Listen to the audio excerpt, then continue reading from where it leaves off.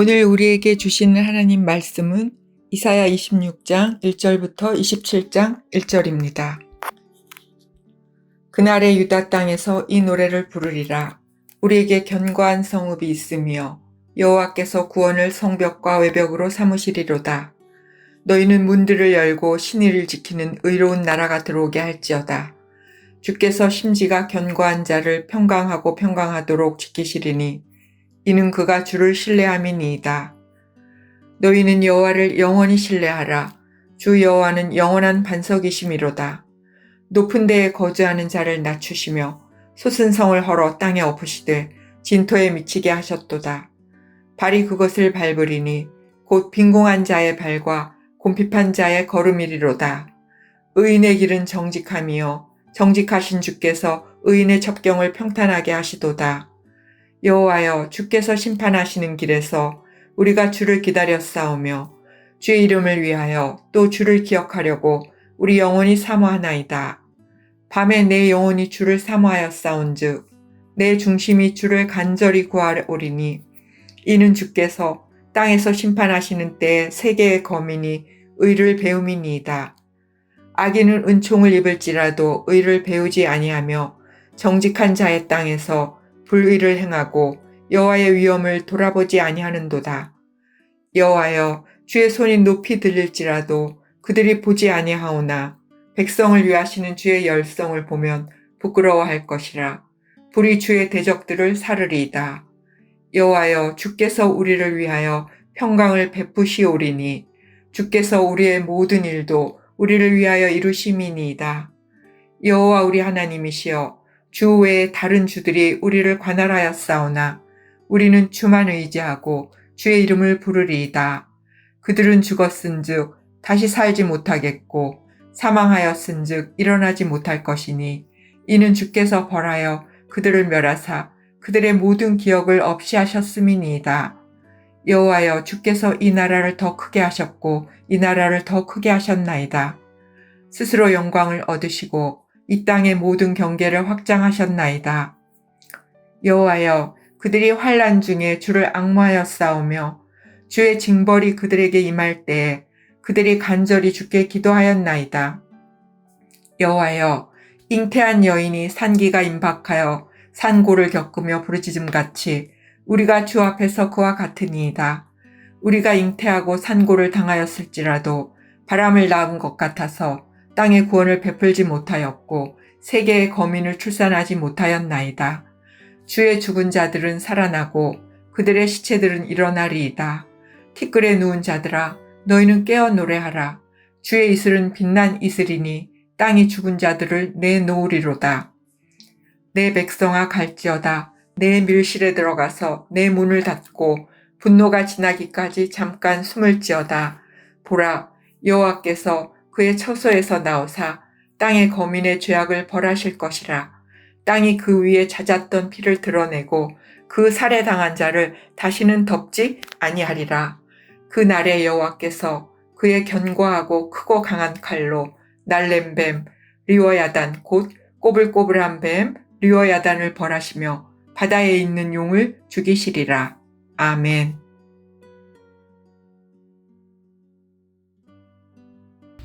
오늘은 광복절입니다. 이렇게 각 나라들은 중요한 날들을 정해서 국경일로 삼고 있는데 그 이유는 우리의 중요한 역사를 기억하도록 하기 위함이겠죠. 우리가 역사를 기억해야 하는 이유는 역사를 통해서 많은 걸 배울 수 있고 그렇게 인생의 실패를 피할 수 있기 때문입니다. 우리 인생은 참 짧고 유한하기 때문에 우리의 생각이나 안목도 참 좁습니다. 하지만 역사는 수많은 인생들이 겹겹이 쌓여있는 일종의 빅데이터죠. 그렇기 때문에 역사를 배우게 되면 내 삶이 제대로 가고 있는가 그것을 가늠할 수 있게 됩니다. 오늘 본문 이사야서 26장은 한 편의 노래입니다. 26장 1절에 그날에 유다 땅에서 이 노래를 부르리라 라고 시작하죠. 하지만 이 긴 노래의 내용은 한마디로 인류의 전체 역사를 한 장으로 요약해 놓은 것이라고 할 수가 있습니다. 만약에 여러분이 세계의 역사를 요약해 보라고 한다면 어떤 사건들을 뽑겠습니까? 사람들은 보통 세계사를 요약할 때 십자군 전쟁이라든지 미 대륙 발견, 프랑스 대혁명, 히틀러 집권 이런 것들을 빼놓지 않고 넣습니다. 그런데 오늘 이사야의 노래는 다릅니다. 오늘 26장 인류 역사를 기술하는 그 첫 번째 단락은 하나님의 보호입니다. 1절에는 하나님께서 친히 견고한 성읍이 되어주신다라고 나와 있고요. 3절에도 그 나라는 하나님께서 평강하도록 지키신다 합니다. 4절에도 하나님이 영원한 반석이 되어주신다고 합니다. 5절부터 11절까지 계속 하나님께서는 자기 백성을 끝까지 지켜주실 것을 약속하십니다. 자, 여러분, 이 세계 역사 전체 가운데 하나님께서 정말로 자기 백성을 지켜주셨나요?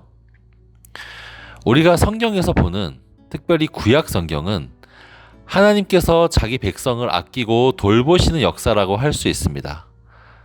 구약의 처음이 뭔가요?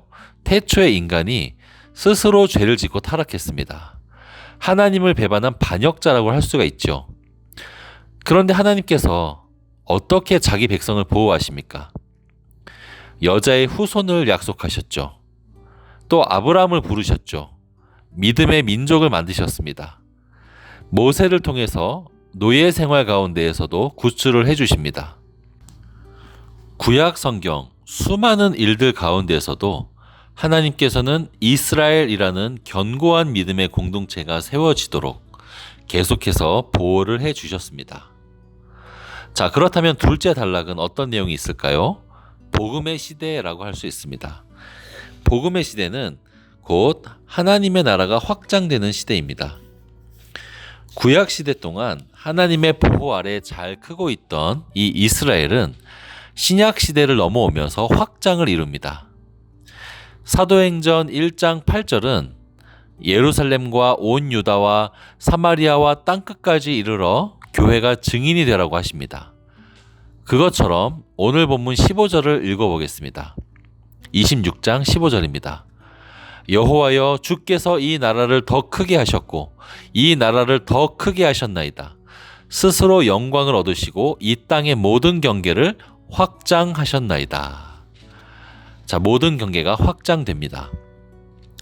경계가 확장된다는 것은 즉 예루살렘에서 시작된 복음이 유럽과 아시아를 넘어 온 세상에 퍼져간다는 것을 뜻하겠죠.